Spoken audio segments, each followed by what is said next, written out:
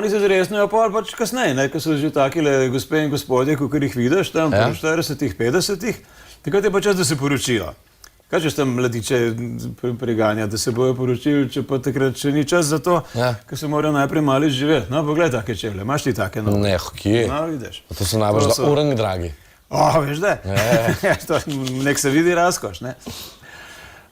No in enostavno, to je pač nekako normalen način življenja tam. Niti nobeden ne pričakuje, da bo kakšen moški, ne vem, sej so tudi kakšni pari, ne, jasno, ni kakšnih splošnih pravil.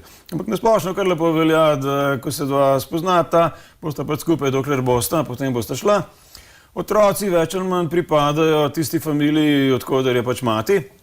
Njena familija skrbi za otroke pol, tako da če imaš veliko hčerk, boš imel veliko vnukov v hiši, če imaš pa veliko sinov, pa nobenega. Poročen si samo z eno lahko ali z večjimi? Ne, normalno, tako kot pri nas, ampak se pravim, redko kdaj se pred 40 poročijo. No, takele gospodje in gospe, kakor si jih videl tam.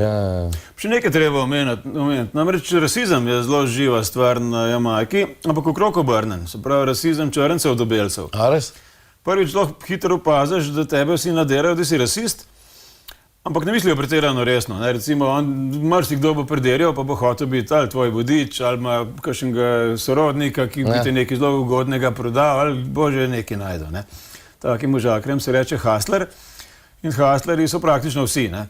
Ob priložnosti, če vidiš belega človeka, rateš ekipu hustler. Potem boš pač probal mu nekaj prodati, jasno.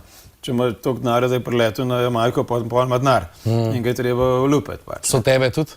Olupal? Lupal sem nisem pa olupal. Oziroma, tikrat, kad je bilo kaj res ugodnega, sem že zatrzal, drugače pa seveda ne. Je pa tako, so pa še kar duhoviti drugače. Prvič si treba na njihov jezik navaditi, ker izgovarjajo precej drugačno angleščino, kakor smo mi navajeni, tako da v začetku si malo zgubljen, ko se s tabo pogovarjajo, potem se pa naučiš tega akcenta. No in pol, če nočeš nič kupati, bo hitro rekli, ja, ti si pa rasist, ne. Ampak če mi pa nazaj zapileš kakšno drugo, so pa zelo hitro zaštose, ne. In začneš njih, ja, ti si rasist, pogled ti, kaj ti tale belce nadiraš po cesti, pa hitro kakšen štos naredili iz tega.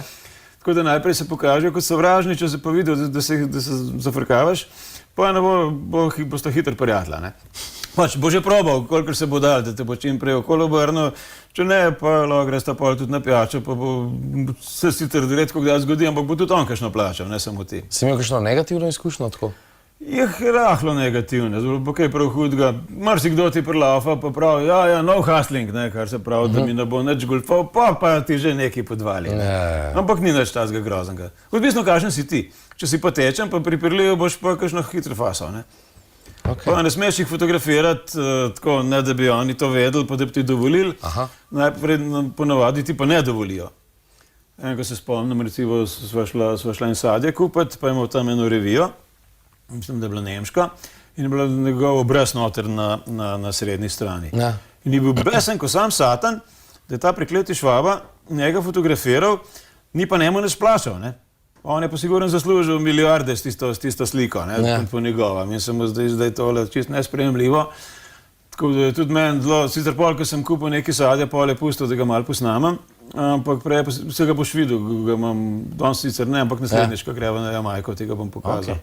Zdaj greva na videospot Pop Design, ko si na tleh, pa prijeva nazaj.